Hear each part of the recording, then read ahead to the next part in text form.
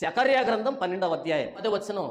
దావీదు సంతతి వారి మీదను యెరూషలేము నివాసుల మీదను కరుణ నొందించు ఆత్మను విజ్ఞాపనం చేయు ఆత్మను నేను కుమ్మరింపగా వారు తాము పొడిచిన వారి మీద దృష్టి ఉంచి ఒకడు తన ఏక కుమారుని విషయమై దుఃఖించున్నట్లు తన జ్యేష్ఠ పుత్రుని విషయమై ఒకడు ప్రలాపించినట్లు అతని విషయమై దుఃఖించుచు ప్రలాపింతురు.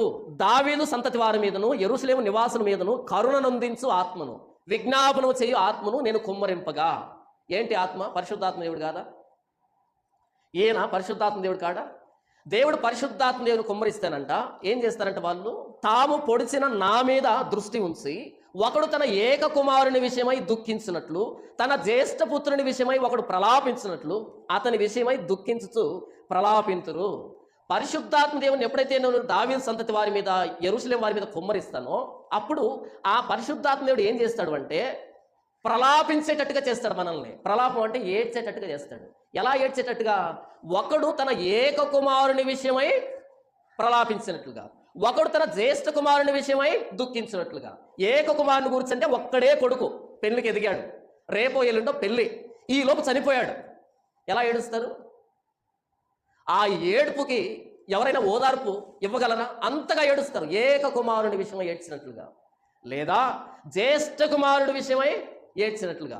ఎంతమంది పిల్లలున్నా జ్యేష్ఠ కుమారుడి మీద ఉండే ప్రేమ వేరే, ఎంతమంది పిల్లలున్నా జ్యేష్ఠ కుమారుడి మీద ఉండేటువంటి ప్రేమ వేరే. ఎందుకంటే మనల్ని తండ్రి చేసినటువంటి వ్యక్తి వాడే కాబట్టి, బిడ్డ అనేటువంటి భావన వచ్చింది వాడితోనే కాబట్టి జ్యేష్ఠ కుమారుని విషయమై ఏడ్చున్నట్లుగా.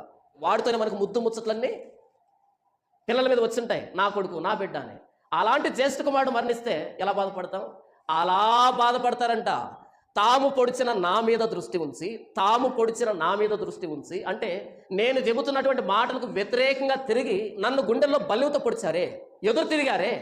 అలా ఎదురు తిరిగిన దానికి తాము పొడిచిన నా మీద దృష్టి ఉంచి ఏక కుమారుని గురించి ఏడ్చినట్లుగా, జ్యేష్ఠ కుమారుని గురించి దుఃఖించినట్లుగా ప్రలాపిస్తారు. ఎప్పుడు? దేవుని ఆత్మను మన మీద కుమ్మరించినప్పుడు. పరిశుద్ధాత్మ దేవుడు మనం ఏం చేస్తామంట? ఇదే వచనాన్ని, తాము పొడిచిన నా మీద దృష్టి ఉంచి అనే వచనాన్ని యోహాన్ గారు తీసుకొని ఎక్కడ ప్రయోగిస్తున్నాడు అంటే, మరియు తాము పొడిచిన వాని తట్టు చూతురు అని మరి ఒక లేఖనం చెప్పుచున్నది. మరియు తాము పొడిచిన వాడిని చూతురు. ఎక్కడుంది లేఖనం? జకర్యా గ్రంథము 12వ అధ్యాయము 10వ వచనంలో ఉంది. తాము పొడిచిన నా మీద దృష్టి ఉంచి ఒకడు తన ఏక కుమారుని విషయమై దుఃఖించినట్లు తన జ్యేష్ఠ పుత్రుని విషయమై ఒకడు ప్రలాపించినట్లు అతని విషయమై దుఃఖించుతూ ప్రలాపింతురు అనే ఈ లేఖనాన్ని యేసుప్రభు గుండెల్లో పొడిచాడు ఒకడు. దానికి అన్వయిస్తూ యోహాన్ గారు ఏమని రాస్తున్నారు అంటే, యేసుప్రభువును పొడిచారు కదా, ఈయనను పొడిచినప్పుడు నేనే ఆయన్ని పొడిచింది, రోమా సైనికుడు కాదు, నేనే పొడిచింది, నా పాపముల ద్వారా ఆయన పొడిచాను అని మనకు ఎలా ఏడుపు వస్తుందంట, ఎలా బాధ వస్తుందంట? తన ఏక కుమారుని గూర్చి ఏడ్చినట్లు, తన జ్యేష్ఠ కుమారుడు వెళ్ళిపోతే ఏడ్చినట్లుగా ప్రలాపిస్తామంట. యేసుప్రభు గుండెల్లో ఎందుకు బల్లె దిగబడింది? నేను చేసిన పాపానికి. ఎన్ని సందర్భాల్లో నాకు లెక్కలేదు కానీ అలా పడుకొని నిద్రపోతూ ఉన్నప్పుడు మెలకు వచ్చినప్పుడు ఒక్కోసారి అనిపిస్తుంది, నేను చేసిన పాపాలని తెలిసి, నేనేంటో తెలిసి కూడా యేసుప్రభు నా కోసం ప్రాణం పెట్టాడా, నా పాపాలని తెలిసి కూడా నా కోసం రక్తం కార్చాడా, నన్ను క్షమించాడా? ఎంత ప్రేమ ఇది! అర్థం కాదు ఒక్కో సందర్భంలో, నా జ్ఞానానికి అర్థం కాదు. అందుకే పౌలు అంటాడు, జ్ఞానానికి మించిన క్రీస్తు ప్రేమ, జ్ఞానానికి మించిన క్రీస్తు ప్రేమ. మొన్న ఒకటి హైదరాబాద్లో రేప్ చేశాడు ఒక అమ్మాయిని. రేప్ చేస్తే పోలీసులు తీసుకుని వెళ్ళి పోలీస్ స్టేషన్లో పెట్టారు. ఇంకా కోర్టులో కేసు నడుస్తుంది, ఇంకా శిక్ష పడలే. వెంటనే ఆ కుటుంబ సభ్యులు అంటున్నారు, మీకు చేత కాకపోతే మాకివ్వండి వాడిని, మీకు చేత కాకపోతే మాకివ్వండి వాడిని. ఏం చేస్తారు? ఎంత లోపల పెట్టుకొని ఉంటే ఆ మాట వచ్చిందో తెలుసా? ఎంత లోపల పెట్టుకుంటే ఆ మాట వచ్చిందో తెలుసా?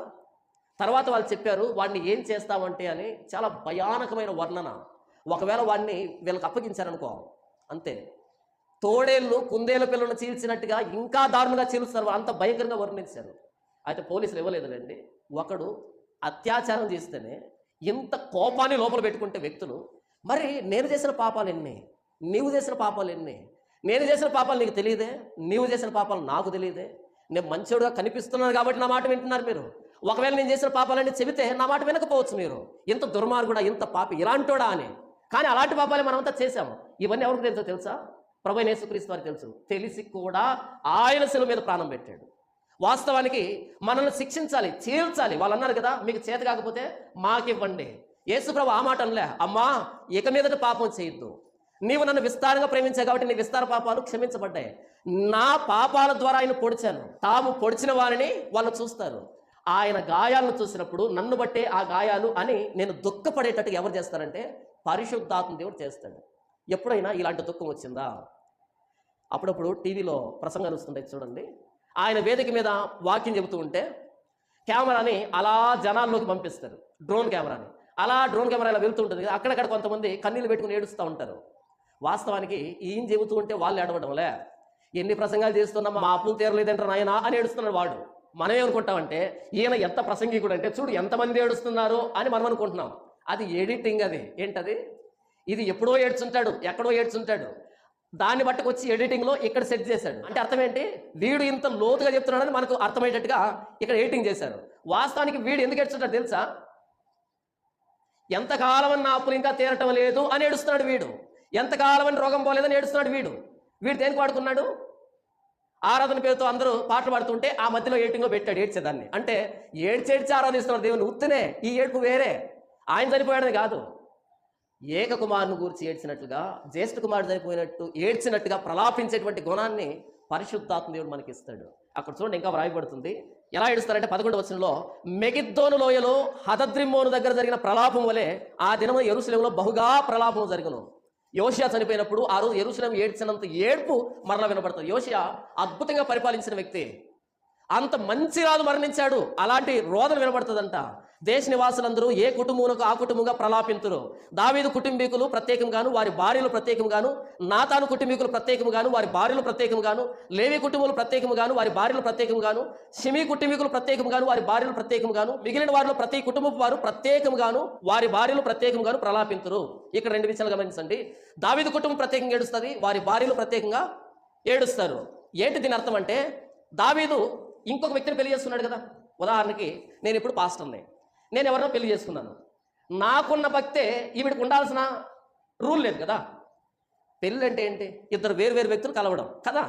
దావీదు కుటుంబం ప్రత్యేకంగాను వారి భార్యలు ప్రత్యేకంగాను. అంటే బయట నుంచి వచ్చింది ఈవిడ. దావీదుకి ఎంత ఏడుపు వచ్చిందో అంతే ఏడుపు ఈవిడ కూడా వస్తుంది. కాబట్టి దావీదు ఉన్నప్పుడు ఏడవడం కాదంట. దావీదు కుటుంబం ప్రత్యేకంగా ఏడుస్తుంది, బయట నుంచి వచ్చిన ఈ భార్య కుటుంబం కూడా ప్రత్యేకంగా ఏడుస్తుంది. ఎవరికి వాళ్ళు. ఇంటిలో 5 మంది ఉంటే 5 మంది ప్రత్యేకంగా దేవా నా కోసం ప్రాణం పెట్టావు అని వ్యక్తిగతంగా యేసు ప్రభువు సిలువను చూసి ఏడ్చేటువంటి అనుభవం మనకి ఎప్పుడు వస్తుంది? పరిశుద్ధాత్మ దేవుడు వస్తే వస్తుంది. మరోసారి చెబుతున్నా, జాగ్రత్త వినండి. దావీదు కుటుంబం ప్రత్యేకంగాను వారి భార్యల కుటుంబం ప్రత్యేకంగాను. ఎవరికి వారు ప్రత్యేకంగా బాధపడతారు, ఎవరికి వారు ప్రత్యేకంగా పాపాలు ఒప్పుకుంటారు, ఎవరికి వారు ప్రలాపిస్తారు. దేన్ని బట్టి?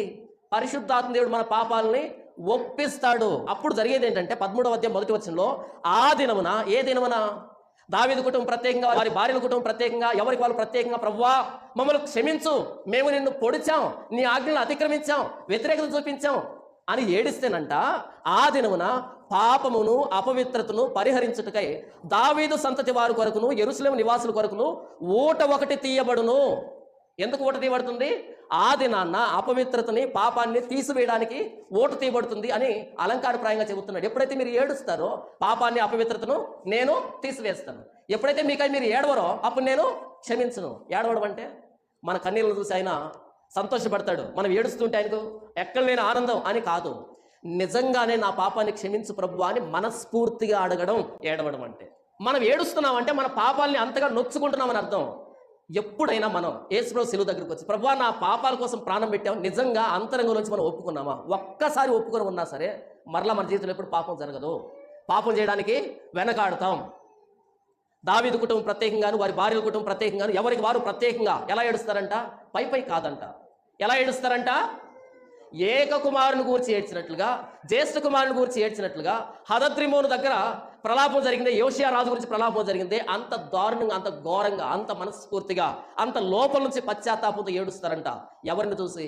సిలువ మీద ప్రాణం పెట్టిన ప్రభువైన యేసుక్రీస్తు వారిని చూసి ఏడుస్తారని ఇదే విషయాన్ని యోహాను గారు యేసుప్రభు సిలువకు అన్వయించాడు. అలా యేసుప్రభు సిలువను అర్థం చేయించవలసినటువంటి సంఘాలు ఈరోజు యేసుప్రభుని గురించి ప్రలాపించేటట్టుగా మనల్ని మారుస్తున్నాయా? మార్చడం లేదు. నిన్న వస్తూ ఉంటే మచిలీపట్నంలో ఒక పెద్ద పోస్టర్ కనిపించింది. ఆ పోస్టర్ ఏంటంటే కల్వరి మహిమోత్సవములు అని కనిపించింది. కల్వరి మహిమోత్సవములు. సువార్త సభలు కాదంట. సువార్త సభలు కాదంట. ఏం సభలు అంట? కల్వరి మహిమోత్సవములు అంటవి. కల్వరి మహిమోత్సవములు. దాని కింద ఏమని రాశాడు తెలుసా? రండి మీ దుఃఖ దినములు సమాప్తములగును. రండి మీ దుఃఖ దినాలు సమాప్తములగును. అపోస్తలులు ఇలాంటి ప్రకటన ఎప్పుడైనా చేశారా? అయ్యా మేమేం చెయ్యాలి అంటే, రండి మీ దుఃఖ దినాలు సమాప్తములవుతాయి అని చెప్పాడా?